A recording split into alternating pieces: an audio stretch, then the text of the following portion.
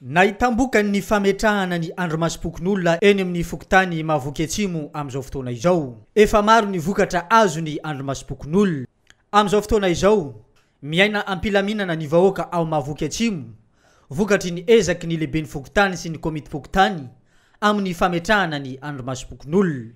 Napetraka ihany koa ny lamina amin'izao fotoana izao, dia tsy mihoatra ny amin'ny 10 sasany alina no afaka mifamezivezy ny vahoaka eny an-toerana. Tato ato zay araka ny famoriny andrina tokorefena moa dia nanomboka ny andromasom-pokon'olona hatramin'ny taona lasa angambiny ka hatramin'izao. Dia anisan'ny nahita vokany zany zay tato amin'ny fokotany Mahavoky Atsimo dia porofony reny dia zareo traka reny indrindra fa mifatratrarana mototaony gradin.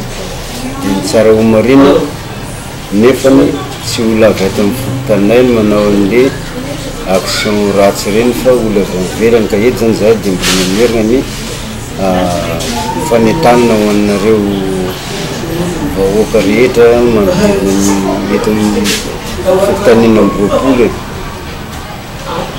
Izay tena sarotiny ary enjana amin'izay fidirin'olo ivelany satria ny olo ivelany no mandeha manao asa ratsy aminay aty ka mialatsiny amin'izay tratrarina aminay aty zay tsy azo andalovany olo ivelany manomboka amin'ny 1 volana jusqu'à amin'ny 5 maraina mba hahafanay manavaka ny olon-drasy sy ny olo tsara ka eto zay dia mbola manentana vokany Mahavoky Atsimo.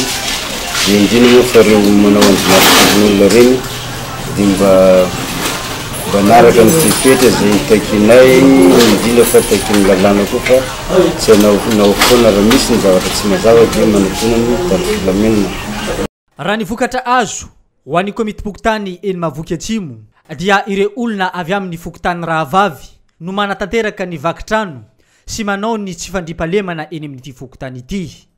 Efa misy amin'izao fotoana izao ny fiara-miasa ho an'ny fokotany Mahavoky Atsimo sy ireo fokotany Rahavavy izay voalaza fa toerana misy ireo mpangalatra ireo.